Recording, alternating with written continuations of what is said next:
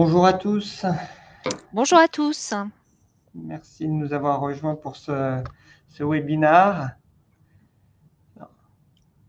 Je vais d'abord laisser Maïté se présenter. Oui, bonjour à tous. Donc Maïté Plantec, je suis partenaire et directrice des opérations pour Univers Retail, un cabinet de conseil en management et en stratégie opérationnelle.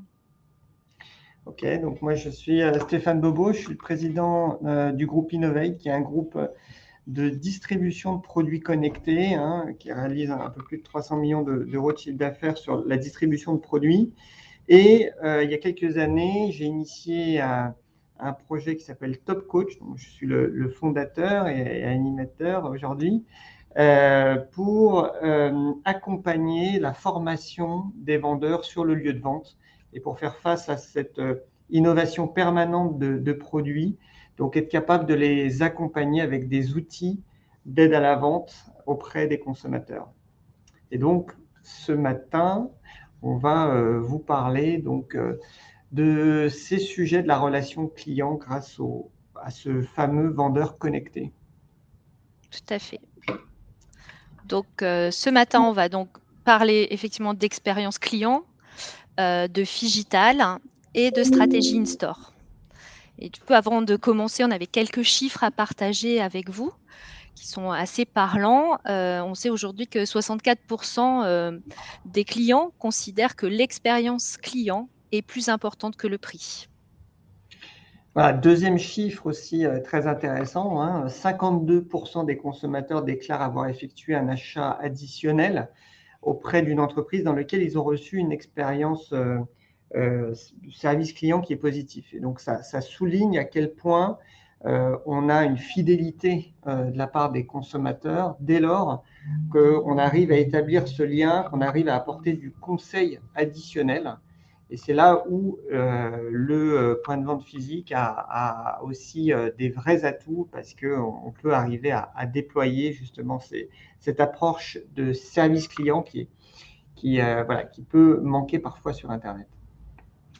Oui, et en complément, dernier chiffre, 89% des clients sont partis à la concurrence après une expérience client médiocre. Donc, 9 clients sur 10, c'est quand même très important de mettre au cœur de tous les dispositifs magasins cette expérience et ce service. Très bien. Alors, pour démarrer, on a une première question auquel on va tenter de répondre. Maïté, que pensez-vous de l'expérience client en 2022? Alors, sans surprise, hein, la pandémie que nous avons traversée a bien évidemment modifié nos habitudes de consommation. Nous avons tous été contraints pendant plusieurs mois à consommer uniquement en e-commerce. Donc les attentes des consommateurs et des clients à la réouverture des magasins, elle est d'autant plus importante en termes d'expérience, en termes de service, en termes de contact, en termes de partage. Donc le magasin en 2022, même si, enfin, je suis convaincue que c'était déjà le cas avant, ces attentes étaient là, mais elles ont été exacerbées avec les derniers mois que nous avons traversés. Le magasin, il se vit comme un showroom, un lieu de partage où on va trouver des conseils, de l'échange et des conseils personnalisés, vraiment, voilà, avec les attentes, mes attentes personnelles, une réponse à ces attentes. Oui, Et tout à pour fait. vous, Stéphane? Non, ben, on voit qu'on a, en effet, la pandémie a été une, euh, une accélération très forte de la digitalisation. Ça a été un virage extrêmement important dans le développement de la relation client.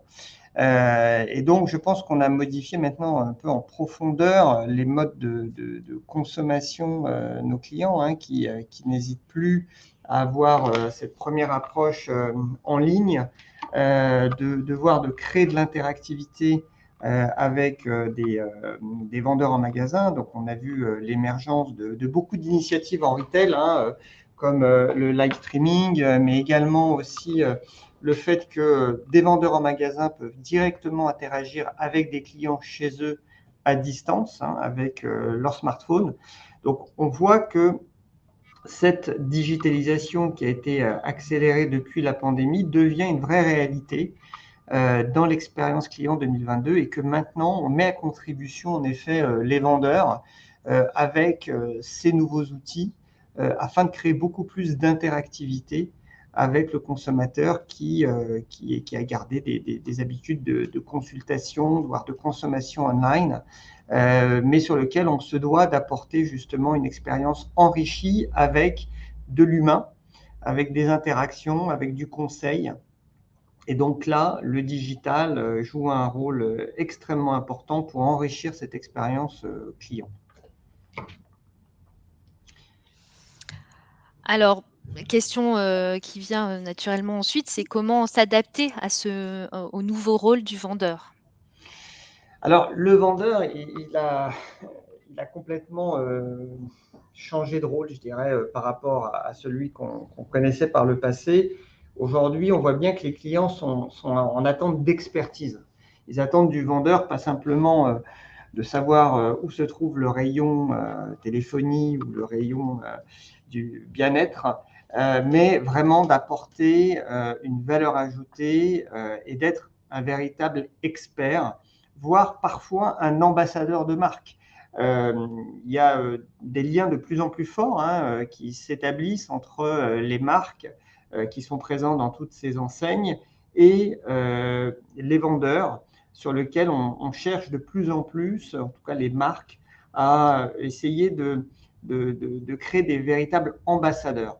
Et donc, ces vendeurs experts deviennent aussi ambassadeurs de marque en ayant une meilleure connaissance de l'offre, de l'histoire de la marque, pour avoir des histoires à raconter et de plus en plus des histoires tournées vers l'usage. Ce qu'on attend, c'est au-delà d'une spécification d'un produit, d'une information technique qu'on va pouvoir lire sur Internet ou lire sur une étiquette, c'est la capacité pour le vendeur de raconter des expériences d'usage. Quel est le bénéfice qu'on va avoir avec tel ou tel produit, tel ou tel service? Et c'est en cela où le métier du vendeur est en train d'évoluer drastiquement et doit être un véritable coach auprès du client, d'être capable de l'accompagner dans ses nouveaux usages.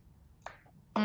Oh, bah, ouais, Mais je suis d'accord Stéphane avec vous bien sûr, moi je compléterais, qu'effectivement on sait aujourd'hui que, 80 des clients arrivent en magasin en ayant, consulté, avant d'acheter, en ayant consulté sur le web et en s'étant renseignés, donc on sont énormément informés sur le ou les produits qu'ils souhaitent acquérir et que le vendeur se doit, de ce fait de compléter ces informations et comme vous le précisez, par des cas d'usage et donner de l'expertise qui va compléter, la simple information sur le produit et moi je suis persuadée que les vendeurs aujourd'hui sont de vrais ambassadeurs, comme vous le disiez, et sont des acteurs, pour les enseignes et pour les marques, sont vraiment des acteurs de la fidélisation.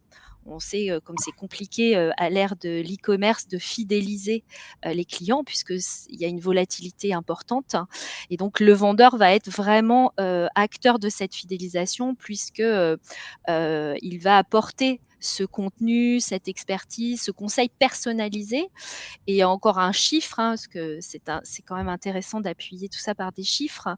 On sait que 86 des consommateurs, déclarent être susceptibles de racheter dans la même enseigne et dans la même, ou à la dans la même marque, sur la même marque, lorsqu'ils ont été vraiment, satisfaits et lorsqu'ils ont eu une bonne expérience client en magasin.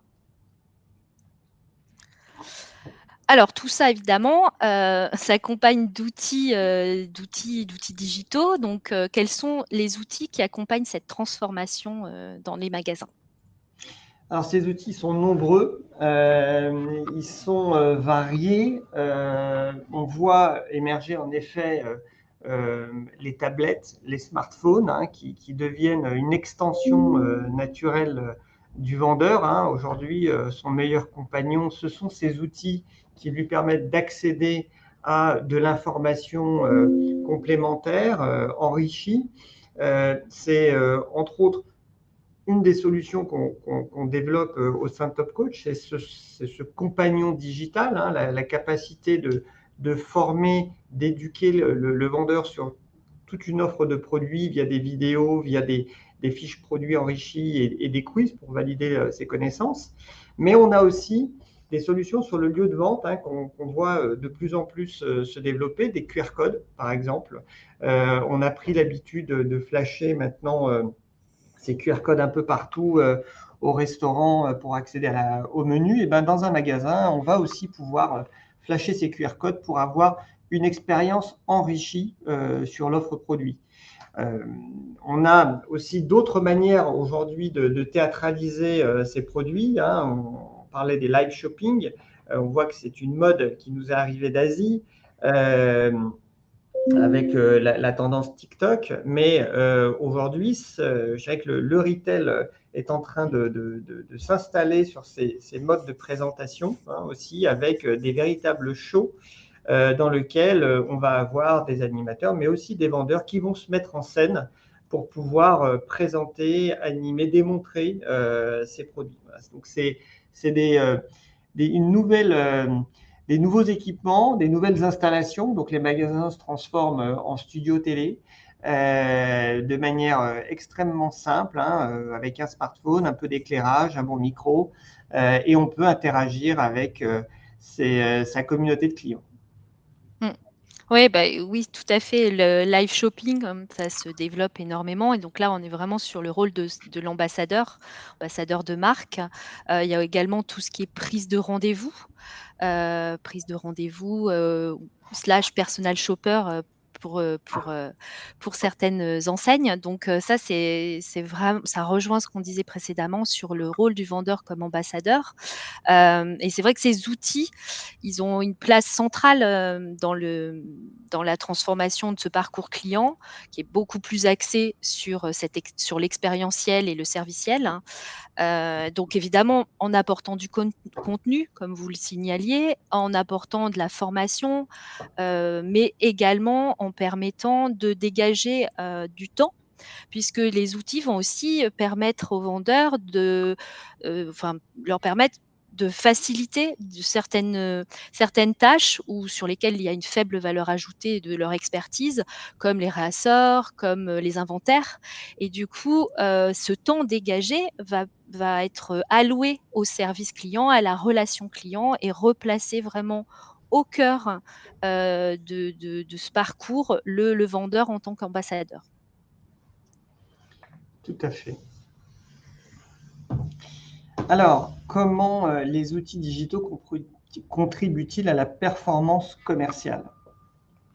Oui, bah, on vient d'en parler un petit peu, c'est-à-dire que du fait que, le vendeur puisse se dégager du temps, et en laissant ces tâches, à faible valeur ajoutée, en les facilitant grâce à des outils, digitaux, on vont permettre d'avoir un discours, relation client et un discours commercial plus percutant, mais, grâce également aux outils qui vont amener tout ce contenu, vous parliez tout à l'heure de cas d'usage, de conseils d'usage, hein, tout ce qui va ajouter et enrichir, la relation client et également, ce conseil personnalisé, puisque le vendeur va avoir le temps aussi d'échanger avec le client puisque ce temps aura été dégagé, par certains outils.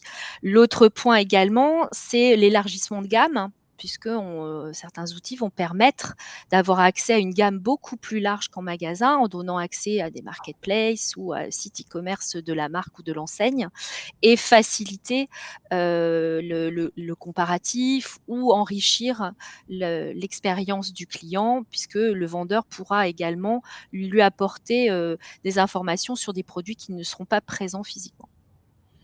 Oui, donc en effet, aujourd'hui, une grande partie du bénéfice qu'on peut avoir par ces outils digitaux, c'est qu'on arrive à avoir une vraie traçabilité.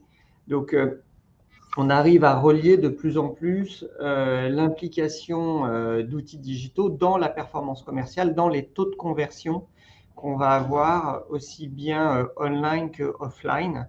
Et donc, lorsqu'on a des vendeurs, en effet, en fait, on rentre dans une logique aussi de communauté de clients. C'est-à-dire que de plus en plus, on voit des vendeurs qui sont capables d'animer une communauté de clients online et offline grâce à ces différents outils et d'être directement incentivés sur la performance commerciale qui va être réalisée sur le site internet ou en magasin grâce à des systèmes de fidélisation, de mise en base en fait de ces clients rattachés à un point de vente et à un vendeur.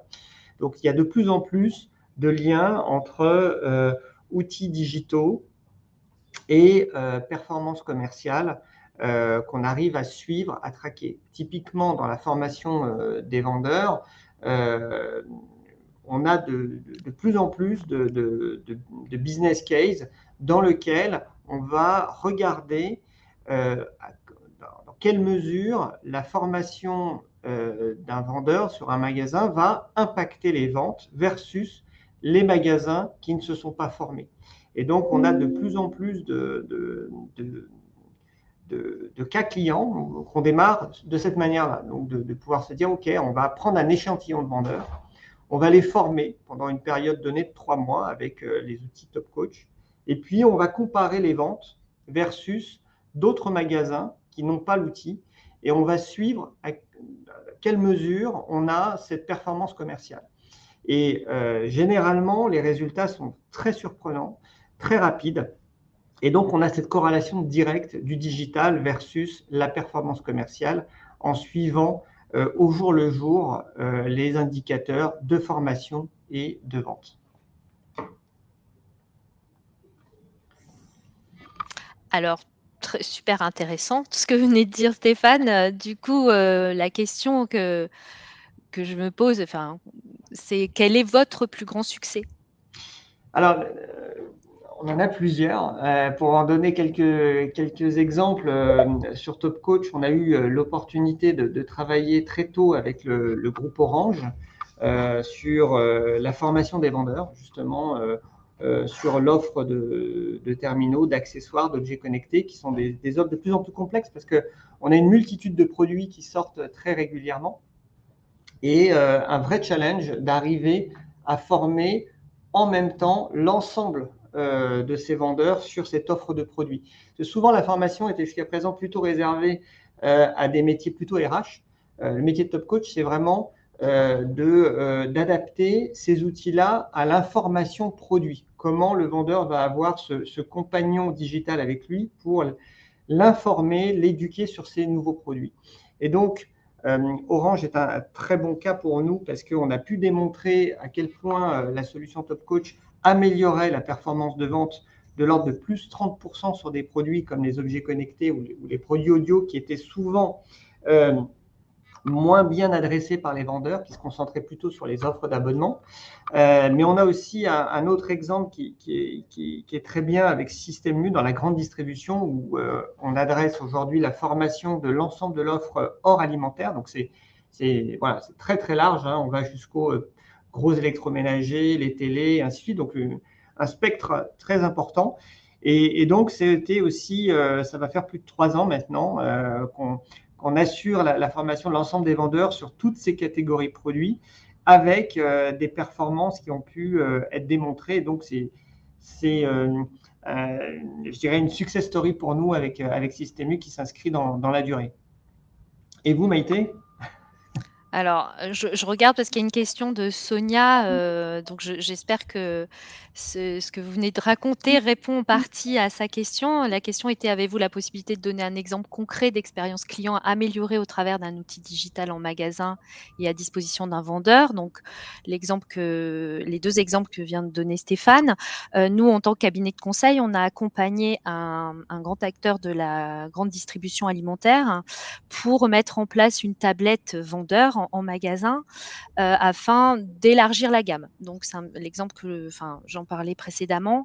L'idée était de donner accès, à l'ensemble des vendeurs, à la plus large gamme possible, puisqu'en magasin, on est souvent contraint par la place et le stockage évidemment. Donc là, ça permettait aux vendeurs d'avoir accès à toute la gamme possible, présente en centrale et également présente en marketplace. Donc, ce qui multipliait évidemment sur certains secteurs, enfin certaines familles, par 10 à 20 fois plus d'offres.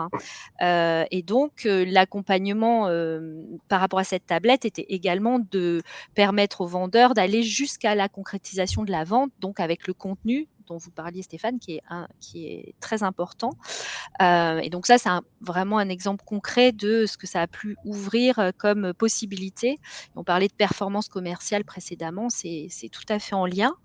Nous avons également aidé un autre acteur de la grande distribution alimentaire sur, alors là, plutôt un outil qui allait faciliter la vie des vendeurs en magasin, notamment pour faire leur réassort, pour déclarer des litiges à la réception, pour faire les inventaires, et du coup qui permettait d'aller très vite dans toutes ces tâches-là, et du coup d'être plus souvent en surface de vente à faire ces tâches qui sont, on le sait tous, très chronophages en magasin, et donc faciliter aussi la présence des collaborateurs sur la surface de vente. Alors attendez, le fait de systématiquement aller voir sur un support numérique les renseignements produits ne délégitime-t-il pas la compétence vendeur?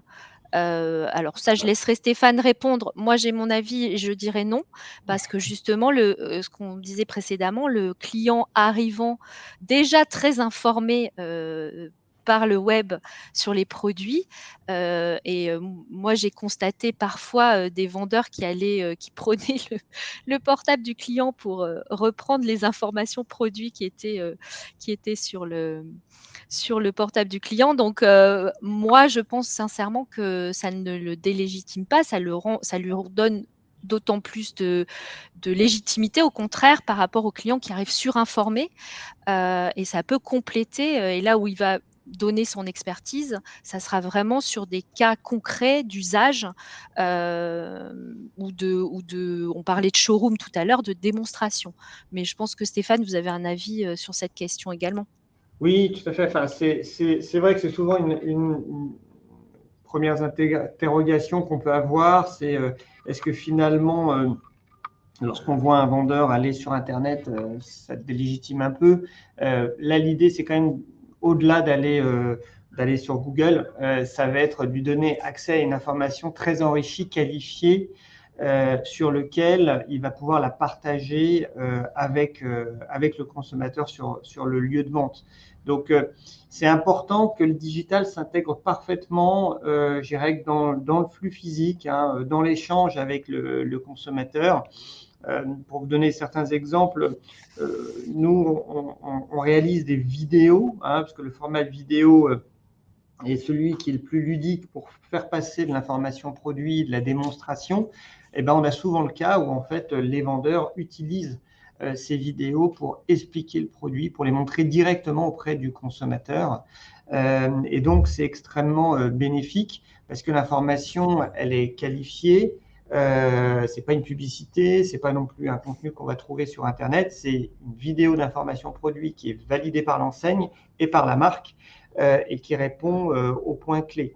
Voilà, donc on a aussi des outils qui sont vraiment interactifs avec les consommateurs, tels que les comparateurs produits, par exemple, la capacité à comparer deux produits. Et ben, l'outil digital, ça renforce, je dirais, la relation vendeur-client, parce que directement avec le consommateur sur le lieu de vente, on va être capable, sur son smartphone, de faire la comparaison grâce à ce comparateur de deux produits et de balayer la revue des spécifications et puis de confirmer ou d'infirmer parfois certaines interrogations que peuvent avoir le client sur le lieu de vente. Très bien. Alors, il y a des questions qui arrivent en parallèle. Je propose qu'on y réponde tout de suite après. Là, ça se prêtait bien parce que ça allait dans le sens, mais on va continuer et on répondra à vos questions, bien sûr, tout de suite après. Donc, comment garder l'attrait de l'expérience in-shop? Ah ça répond en partie à la question que je viens de voir passer. Moi, je suis convaincue que le vendeur doit être placés ou en tout cas replacés au cœur du parcours client physique, magasin. On l'a vu au travers de son rôle d'ambassadeur d'enseigne, de marque, son acteur de fidélisation. Bien évidemment aidé par les outils digitaux parce que la place des outils digitaux agit dans cette transformation et la transformation, elle est d'un point de vue global et on n'a pas encore employé le terme, mais elle est bien omnicanale aujourd'hui. Et il y a plus de scission entre le client qui va consommer en ligne et qui va consommer en magasin. On est vraiment dans un monde complètement ouvert autour de tous ces canaux de vente. Et je reste convaincue que le maître mot, c'est le conseil personnalisé. C'est d'apporter au client une relation unique et une expérience qui lui sera propre et qui lui donnera envie de revenir dans le magasin et voir son vendeur éventuellement. Ça, c'est quand la relation s'installe encore plus. Mais et du coup, tous ces outils digitaux permettent de conserver cette place et d'aller plus loin en fait sur la relation, la fidélisation et tous les programmes qui peuvent être pensés par l'enseigne là-dessus. Votre avis, Stéphane?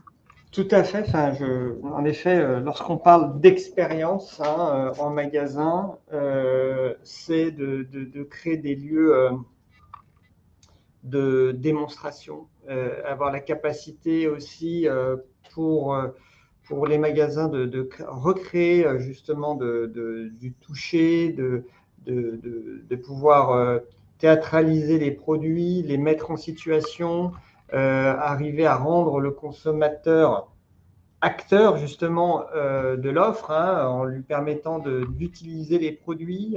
Et c'est vrai que c'est en cela où l'animation en magasin est indispensable, de créer des lieux où on peut vraiment, des lieux expérientiels. On parle d'expérience en magasin, mais ça passe par le fait de pouvoir toucher, tester, parler avec des experts des produits. Et donc, c'est en cela où les magasins doivent aussi se réaménager, doivent se repenser en termes de lieux de démonstration afin de faire vivre une vraie expérience client in-store. Donc ça, il faut réenchanter cette expérience avec de la démonstration et avec de l'expertise. On est en attente d'avoir des lieux où on va vraiment pouvoir interagir, discuter, échanger avec des experts. Et c'est en cela où la formation est extrêmement importante et sur le fait qu'on puisse aussi avoir des espaces qui soient repensés pour démontrer les produits. Et voilà, et pouvoir faire voler un drone en magasin dans une zone protégée, dans une verrière. Voilà, c'est une vraie expérience qui peut réenchanter la visite d'un consommateur sur un lieu de vente. Tout à fait. Alors, pour résumer tout ce qu'on vient de partager avec vous, la pandémie, elle a accéléré la digitalisation des points de vente et elle a bien sûr modifié les attentes des consommateurs. Et comme on l'a partagé avec vous également, le vendeur, il est devenu, s'il ne l'était pas déjà, un ambassadeur de la marque et de l'enseigne. Voilà. On voit qu'il y a une vraie attente des consommateurs d'avoir des discours d'usage et pas simplement de venir en magasin pour qu'on leur récite une spécification technique, parce que ça, ils auraient pu le faire directement sur Internet s'ils ne l'ont pas déjà fait. Donc, ils attendent vraiment d'avoir un discours d'usage. Et c'est extrêmement important, c'est de parler d'usage, comprendre les bénéfices clients, arriver à les orienter par rapport à leurs attentes en termes d'usage. Et puis, donc, garder cet attrait in-store. On parlait de la démonstration, on parlait du conseil, mais c'est la capacité à vraiment faire monter en compétence nos vendeurs pour qu'ils soient capables justement d'apporter ce discours auprès des clients et donc de travailler la montée en valeur. L'intérêt de la formation, c'est quand même d'éduquer des vendeurs à être capables de faire la montée en gamme, la montée en valeur et de défendre des bénéfices d'usage, de nouveaux produits, d'innovation auprès des clients. Tout à fait. Voilà. Alors, je vous propose qu'on réponde aux questions, Stéphane, qui sont dans le Oui, tout à dans fait. le chat. Donc, on a une bonne question qui est par Jean-Philippe sur le. Est-ce que le risque, c'est que ces magasins ne deviennent pas des showrooms? C'est une bonne question parce que ça a été souvent le syndrome de la Fnac historiquement. On disait on vient pour les conseils et puis on va acheter sur Amazon. Et donc, le risque, c'est que ces magasins qui ont de l'expertise, qui font de la démonstration, soient des showrooms.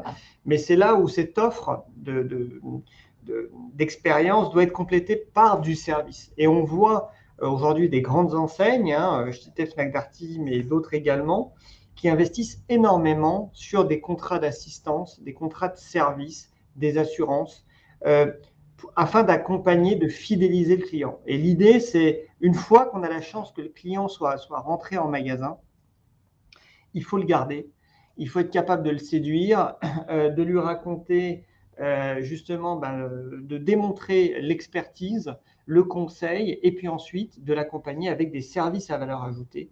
Et donc là, il y a toute une panoplie de nouveaux services sur le service après-vente, l'installation, le service aussi assurantiel. Donc il y a énormément de solutions, la location. Il y a beaucoup aujourd'hui de nouveaux services qui sont aussi faits pour ne pas avoir à juste se comparer sur un prix par rapport à une autre enseigne ou un site internet. Oui, et moi je compléterais, je dirais pas que c'est un risque en fait, moi je pense que c'est le sens de l'histoire, hein. C'est-à-dire qu'aujourd'hui, les magasins, vous savez, il y a quelques temps, quelques années maintenant même, on disait avec internet, le magasin est mort et pas du tout. On s'est bien rendu compte que le magasin avait toujours sa place, mais dans un parcours différent, avec du service, et du conseil. C'est ce que recherchent les clients aujourd'hui. C'est pas uniquement la fiche descriptive du produit, ils l'ont déjà, avant. Donc, moi je pense que c'est le sens dans lequel on va depuis quelques années, que le magasin soit un lieu d'expérience et donc un showroom, oui. Alors moi je considérais pas ça comme un risque. Je pense que c'est, vraiment, ce qui arrive aujourd'hui et ce qu'il y a de mieux pour les magasins, aujourd'hui. Alors, une autre question de Sonia intéressante qui est en effet quel est l'accueil des vendeurs lorsqu'on leur propose des nouvelles solutions et leur capacité en effet à adopter ces nouveaux outils digitaux. Alors c'est vrai que on est souvent confronté à un premier, je dirais, pas risque de se confronter à des vendeurs un peu réticents au digital.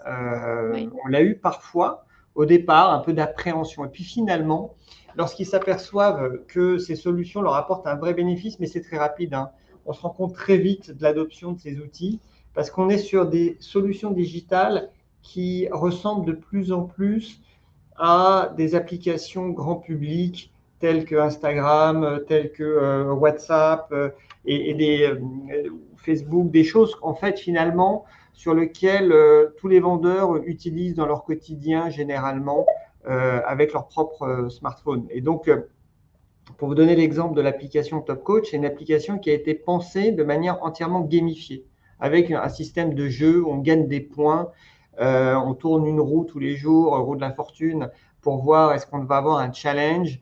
On fait du snacking de contenu pour se former à la façon d'un Netflix.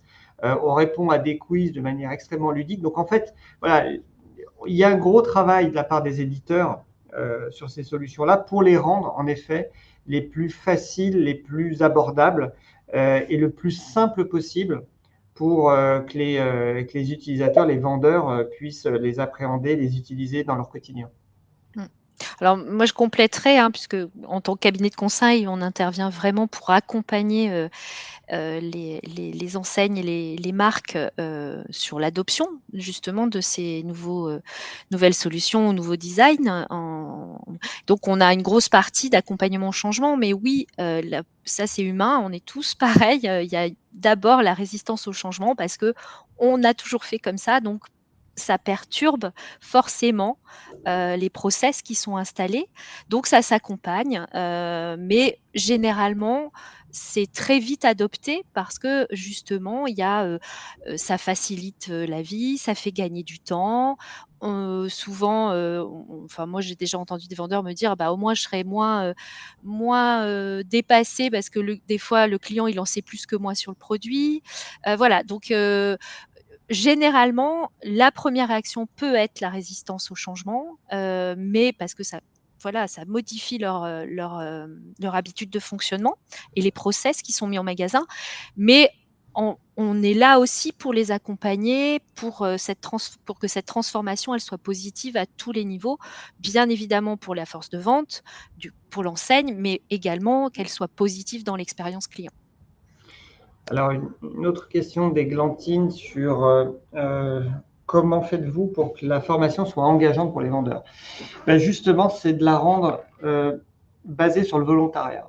On part, nous, du principe qu'il ne faut pas contraindre les vendeurs à se former. Il faut que ça soit un vrai bénéfice pour eux, qu'ils y voient l'intérêt.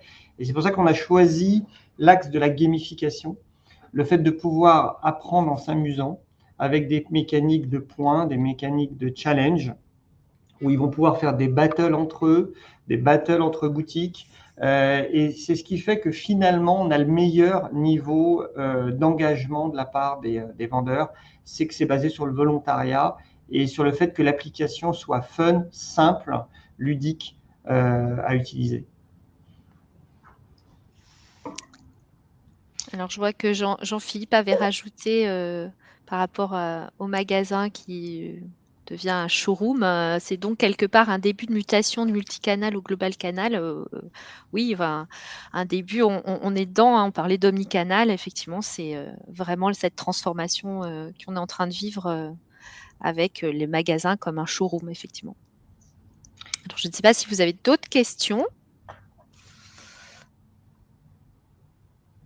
Je crois qu'on a répondu à toutes les ah si, une nouvelle question. Comment les vendeurs gèrent-ils ces nouvelles missions de vendeurs connectés avec l'ensemble des tâches qu'ils doivent réaliser au quotidien, la mise en rayon, le facing, la mise à jour des tickets de prix, la gestion de commandes, car tout cela est très intrinsèque à l'organisation d'une marque? Oui, tout C'est à un fait. très bon point, Sonia. Donc effectivement, enfin, on en a un peu parlé, donc les outils peuvent les aider enfin, que ces tâches soient plus faciles et moins chronophages. Bien évidemment, la mise en rayon, et le facing, restent des tâches, importantes, et qu'on peut pas enfin, que l'outil digital va pas pouvoir subtiliser. En revanche, va peut-être faciliter puisque va pouvoir, permettre de dire, «Il manque tel ou tel produit à tel endroit» et va éviter les réassorts ou les réapprovisionnements, compliqués dans la journée. Donc ça peut être amélioré. Alors la mise à jour des tickets de prix, également via les solutions digitales puisqu'aujourd'hui, on a beaucoup de solutions. Enfin, Stéphane parlait des QR codes tout à l'heure pour, tout ce qui va être enrichissement des fiches produits, mais également tout ce qui est étiquettes connectées.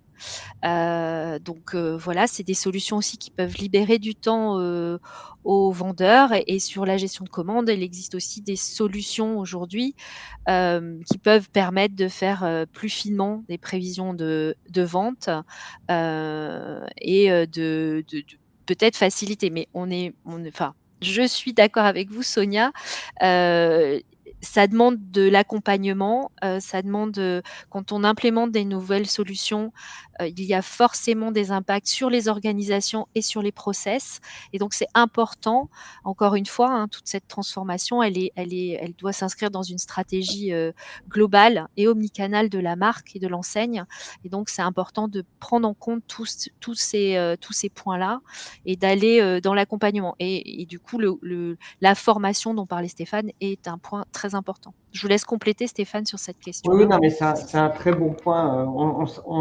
C'est souvent ce qui nous est remonté aussi, hein, de la part des vendeurs, le manque de temps. Parce qu'aujourd'hui, on voit bien, les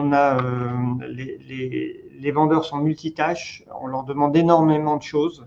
Et c'est pour ça qu'il faut qu'on leur apporte des outils qui leur facilitent la vie et pas qu'ils leur prennent du temps supplémentaire. Donc, d'où le besoin d'avoir des outils flexibles, le fait de pouvoir en effet se former sur un smartphone, sur une tablette, de ne pas avoir besoin d'aller sur le poste de travail ou dans l'arrière boutique pour consulter sur un intranet par exemple.